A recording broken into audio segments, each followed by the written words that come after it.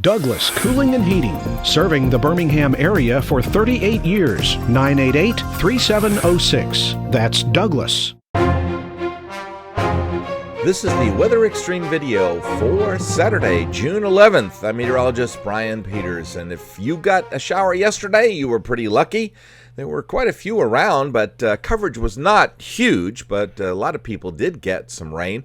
Let's take a look at the graph of my outside temperature yesterday, and this shows the influence of the nearby showers. You can see that I had a couple of showers nearby, one there around 2 p.m. and then another one around 3 p.m.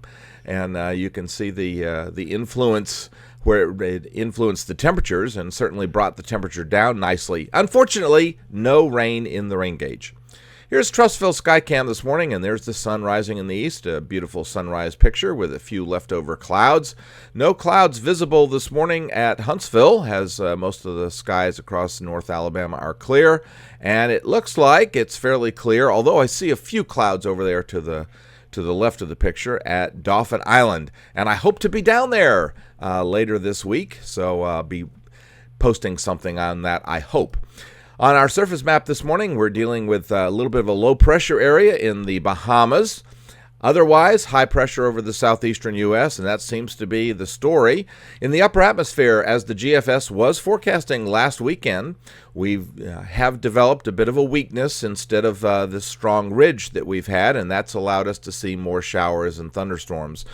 On the temperature map this morning, it is fairly warm across the eastern half of the country, especially over Texas and up into the mid-Mississippi River Valley. Across central Alabama, we're dancing around 70 degrees pretty much, and it looks like those temperatures for lows are going to be the story for the next week or so. On the QPF forecast, you can see that it's not forecasting a great deal of precipitation, and that's because most of the precipitation is going to come in the form of showers. Therefore, don't expect a great deal unless you happen to get under one of the slow-moving storms. Slight risk over Pennsylvania, West Virginia, and parts of Ohio, as well as from northwestern Arkansas across the northern 3/4 of Oklahoma and back up into the eastern side of the Rocky Mountains for day one. The day two pretty much stays on the eastern side of the Rockies, stretching from primarily South Dakota down into Missouri. And the National Hurricane Center is watching a little bit of cloudiness. No significant organization, and upper-level winds are just not expected to be favorable for any development over the next 48 hours, and you can see that it is very disorganized. The 06Z GFS model run this morning, and there's the overall weakness. The ridge pulled back over Texas, but that weakness allowing us to see some showers and thunderstorms. The weakness stays there on Sunday. And then on Monday, the ridge builds in a little bit stronger. And so while I'm not quite willing to take showers out of our forecast, it does look like the probability for showers will be decreased on Monday. Looks like it'll probably be decreased on Tuesday as the ridge stays with us a little stronger and pushes things off to the east just a little bit. But then the ridge weakens considerably with a strong shortwave moving through the Great Lakes area, and that will bring back those daily showers for us. And there's a little bit of that strong shortwave now becoming a closed low. Moving through the flow, it looks like probably a pretty good chance for showers on Thursday, maybe even a little bit higher coverage. The ridge still to our west on Friday and keeping its influence felt, but allowing us to see scattered showers.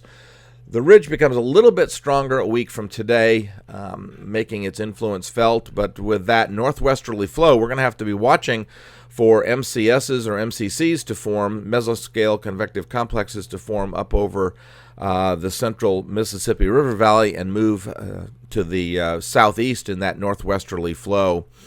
And then if we go out into voodoo country, the ridge does build in, and it looks like around the 21st, it does look like Tuesday the 21st, we're probably going to be pretty much shower-free with a very strong ridge, maybe an isolated shower, but pretty much it looks like shower-free. But then we see some changes again on the 24th. There is a bit of a short wave, which would certainly enhance our shower possibilities, and then the ridge building back in, not quite as strongly, but still building back in around the 26th. Well, thanks for tuning in to the Weather Xtreme video. I expect to have the next one posted by 8 a.m. or so on Sunday morning. In the meantime, I hope that you have a wonderful Saturday. Be very cautious. The lightning yesterday on those showers that came through Helena, I know those or came nearby, though the lightning was really spectacular and very dangerous. Well, hope that you have a wonderful weekend, and Godspeed. Each day there are new stories to tell about the people who live here and the place we call home. All of the faces that I see, all of the places close to me, they're all part of all the best things about home.